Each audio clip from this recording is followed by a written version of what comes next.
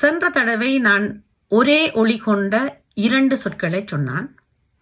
இன்றைக்கும் ஒரே ஒளி கொண்ட 2 சொற்களை சொல்ல போறேன். ஆனால் இரண்டும் எழுதும் முறையில் ஒரே மாதிரி தான் இருக்கும். ஆண்பால் பெண்பால் என்ற வகையில் இரண்டும் வேறுபடும். அவை எவை என்று பார்ப்போமா?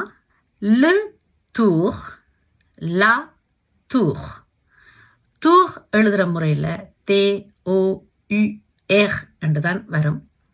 ஆனால் முன்னுக்கு லு அல்லது லா போட்டு அதனுடைய பொருள் மாறும். ஆகவே உச்சரிப்பும் ஒன்று, எழுதுமுறையும் ஒன்று, ஆண்பால் பெண்பால் என்ற விதத்தில் வேறுபடும். ஏற்கனவே உங்களுக்கு இப்படி ஒரு விடயத்தை சொல்லி தந்தது ஞாபகம் இருக்குன்னு நினைக்கிறேன். லு லீவ் லா லீவ் என்றது நான் உங்களுக்கு ஆரம்பத்தில் சொல்லி தந்தது. அது உங்களுக்கு நினைவு இருக்கும்னு நினைக்கிறேன். அதே போல லு தூர் லா தூர். லு தூர் என்று சொன்னால் ஒன்றை சுற்றி வாரது. ஜேஃபே அன் டூர், சுற்றி வந்தேன்னு சொல்லலாம். நான் ஒரு டூர் போயிட்டு வந்தேன்னு சொல்லலாம். le tour de Stade de France, le tour en vélo, le tour du monde என்று சொல்லலாம். அதாவது சுற்றி வாரது. ஆனால் லா தூர் என்று சொன்னால் ஒரு உயர்ந்த கட்டிடத்தை சொல்றது லா தூர்.